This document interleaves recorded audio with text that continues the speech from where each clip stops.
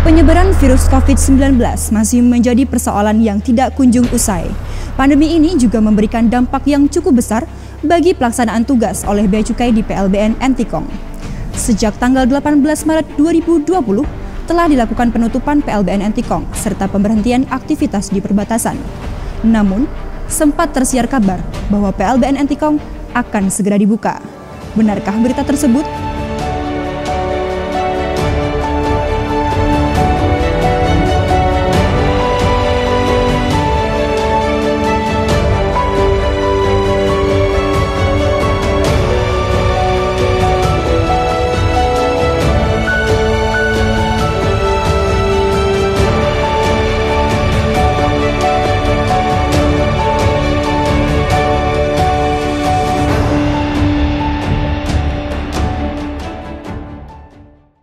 Assalamualaikum warahmatullahi wabarakatuh. Selamat datang di podcast Bea Cukai Entikong, tempat berbagi informasi dari batas terluar negeri. Di podcast perdana ini, kita akan berbincang-bincang dengan Bapak Ristola S.I. Nainggolan, Kepala KPPBC TMPC Entikong, berkaitan dengan kunjungan beliau beserta jajaran pimpinan CIQS PLBN Entikong ke Malaysia. Baik, sudah bergabung bersama kami.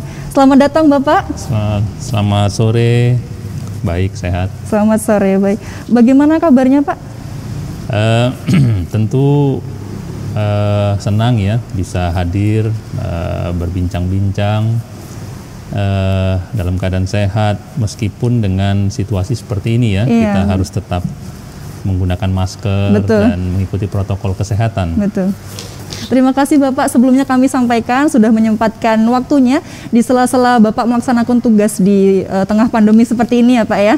Baik Bapak, berkaitan dengan kunjungan Bapak Ristola beserta pimpinan CIQS PLBN Entikong ke Malaysia pada 1 Oktober lalu Pak ya. Mungkin bisa dijelaskan atau disampaikan kunjungan tersebut dalam rangka apa dan mungkin pihak-pihak mana saja yang terlibat dalam kunjungan tersebut, Pak? Oke, baik. Kita unsur-unsur yang ada di PLBN, di Pos Lintas Batas Negara, ada unsur customs atau bea cukai, imigrasi, karantina, itu karantina, ada karantina kesehatan, ada karantina tumbuhan hewan, dan karantina ikan.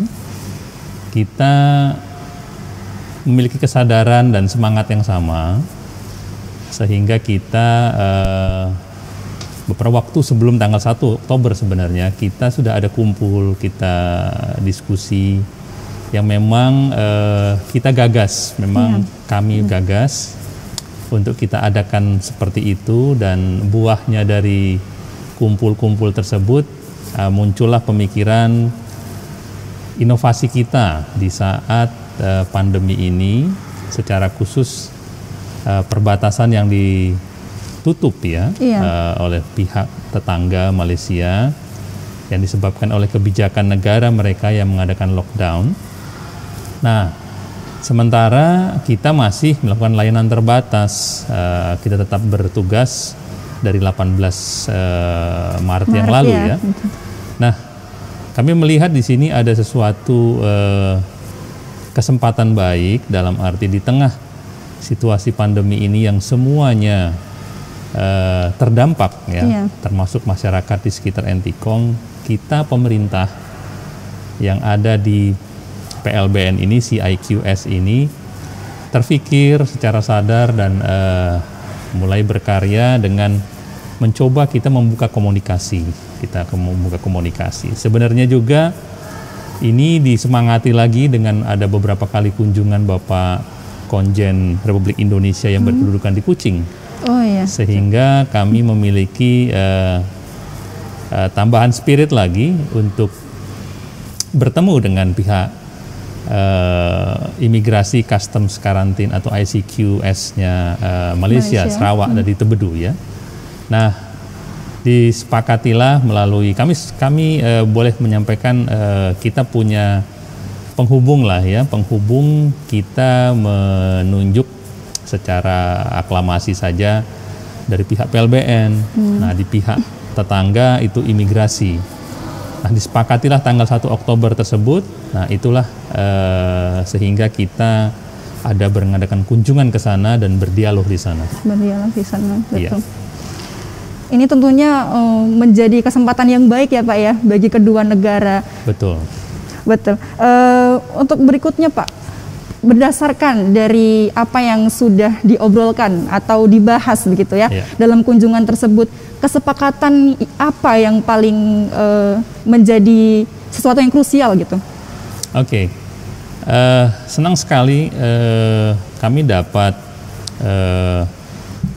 hal baru di sana dan suatu kesempatan baik kita bisa berkomunikasi di sana, karena yang selama ini jujur kita sebenarnya tetap melakukan tapi tidak bisa langsung dan tidak terkumpul keseluruhan, jadi satu persatu.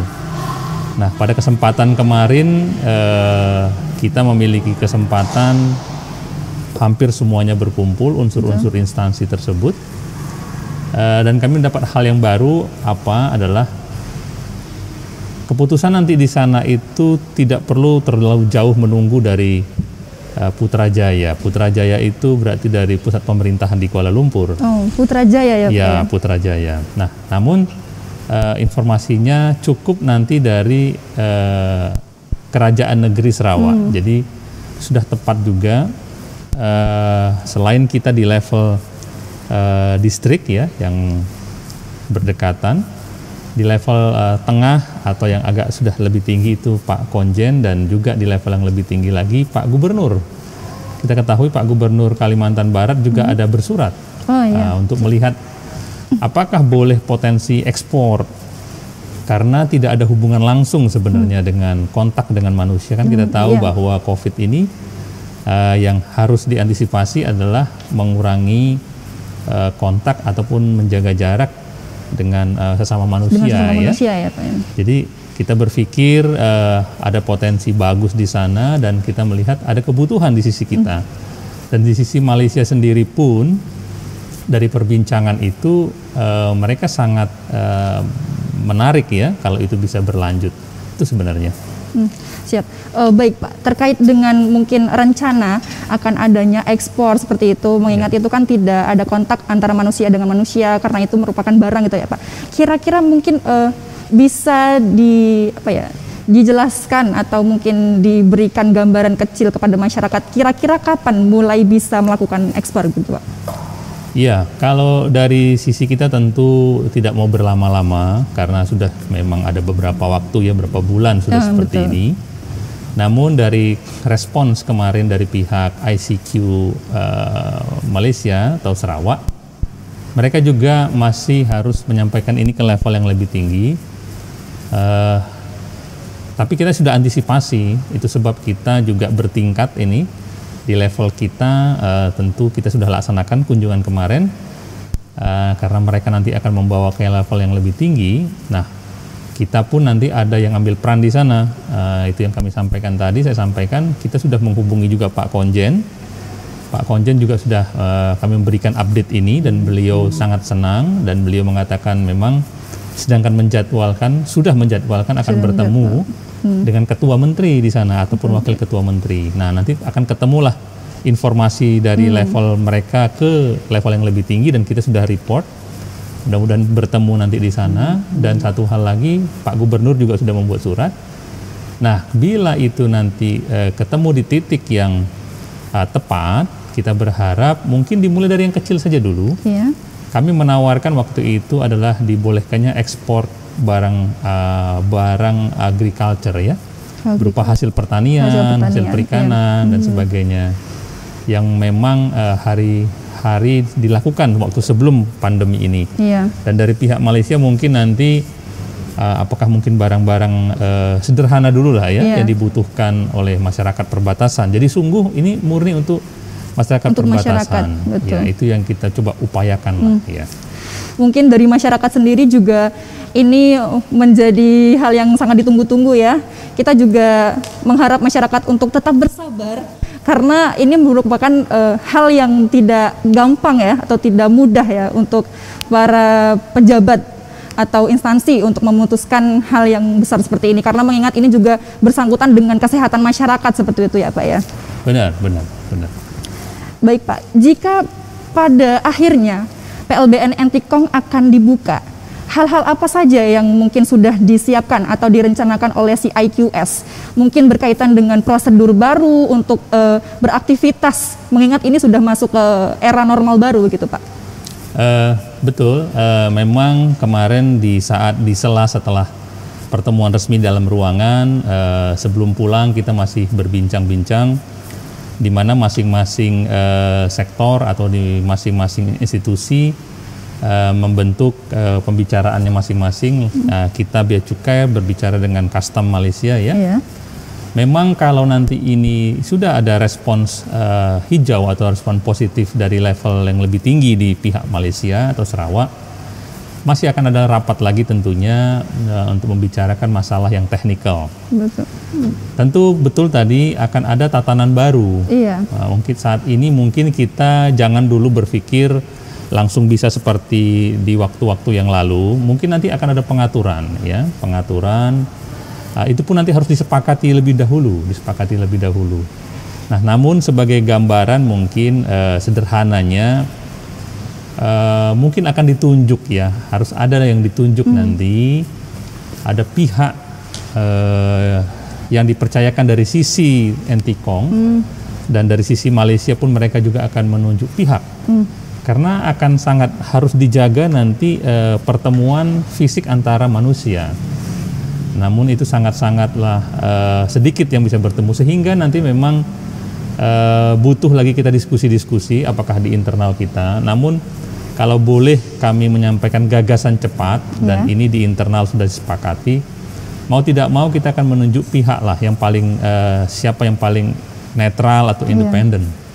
Kami sih berharap PLBN nanti bisa bekerja sama-sama, namun tidak menutup yang lain, tapi untuk sementara ini yang mungkin terdekat adalah mungkin dari BUMDes ya. Dari BUMDes, BUMDes itu.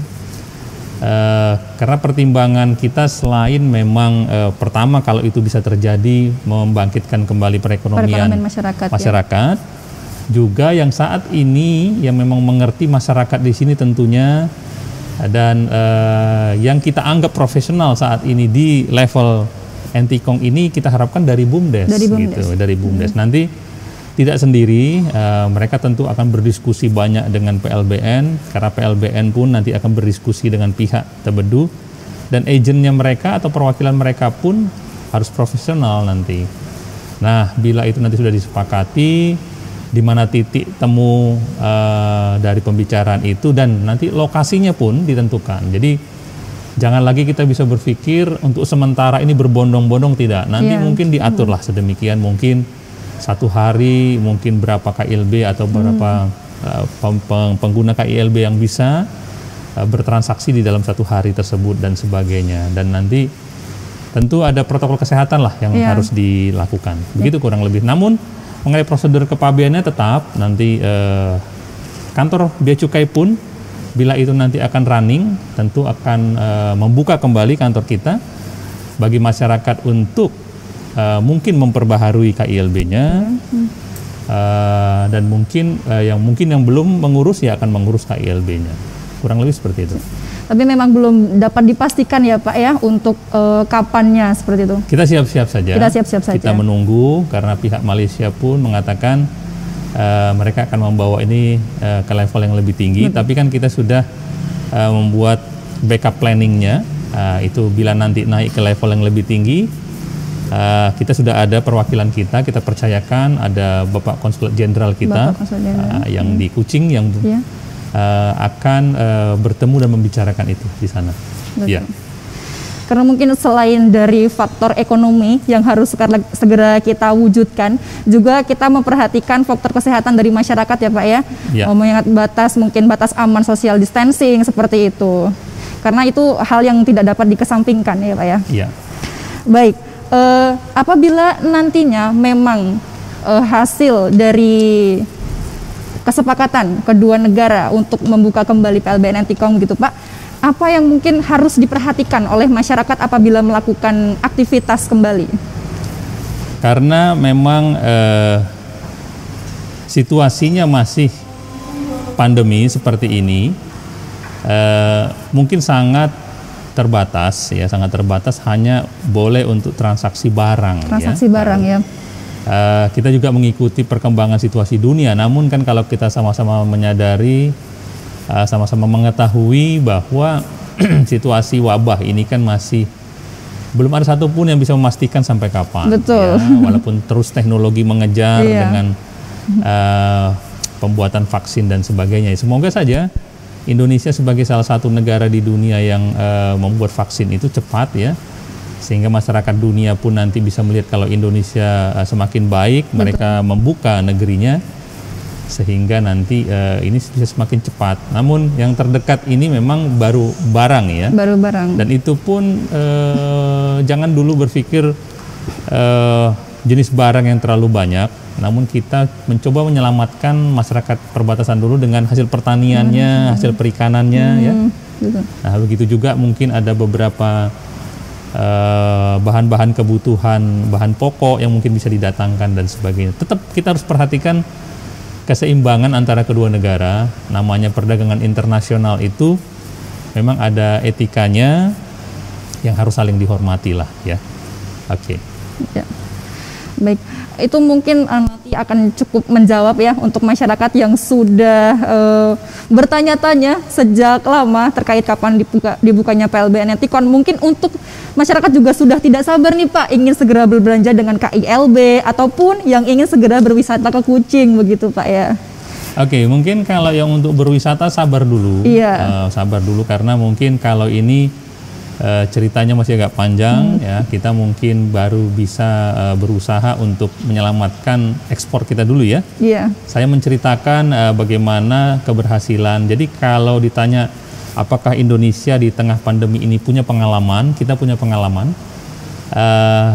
di Sulawesi Utara.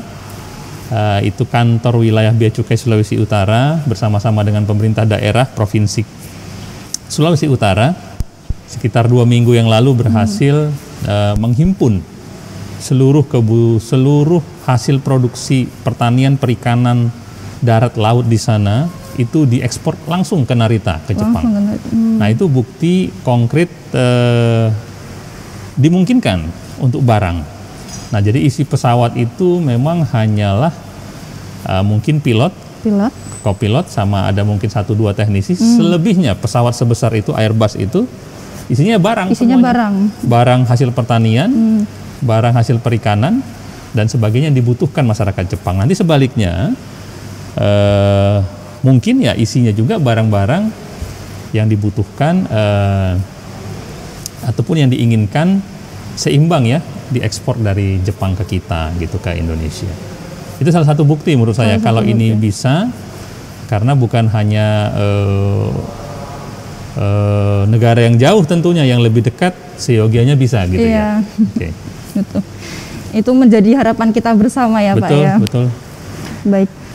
Mungkin ada yang ingin Bapak sampaikan kepada masyarakat terkait dengan pelayanan kepabeanan cukai ataupun pengawasan kepabeanan dan cukai selama pandemi Covid ini Pak. Baik. Kita berharap dengan usaha yang kita lakukan, kita berkomunikasi, berdiskusi, bahkan kita kunjungin mereka, kita sampaikan gagasan kita, bahkan di level yang lebih tinggi. Bapak Konsulat Jenderal juga melakukan hal yang sama di Sarawak, dan tidak kalah penting Bapak Gubernur juga sudah membuat surat ke Kerajaan Negeri Sarawak, sehingga dalam waktu tidak terlalu lama semoga itu menjadi perhatian dari pihak negeri Sarawak. Ya mungkin dimulai dulu lah dari hal-hal yang barang-barang yang dibutuhkan gitu ya, yang masyarakat kita butuhkan dan masyarakat mereka butuhkan, sehingga ekonomi bangkit lagi, semangat lagi. Namun untuk sementara kita boleh menahan diri dulu, kita belum boleh ke sana, dan sebaliknya mereka juga secara fisik manusianya belum boleh saling mengunjungi. Namun tetap kita waspada karena memang kita di perbatasan, selain mungkin wabah ya, Juga jangan ada pihak-pihak yang menyalahgunakan ataupun pihak-pihak yang mengambil kesempatan sehingga nanti niat kita yang baik ini jangan sampai mereka menganggap ini satu peluang yang tidak baik. Nah, bila itu nanti terjadi, niat baik kita ini malah dipotret mereka kurang baik. Nah, itu jangan terjadi. Itu mungkin pesan kita ke masyarakat kita. Kalau itu dibuka, ayo ikan kita, lada kita atau sahang kita atau buah-buahan dari sini yang sudah mungkin banyak, apalagi ini sudah mulai musim hujan, ya sudah mulai subur, siap untuk dikirimkan, itu bisa kita ekspor dan itu bisa mendatangkan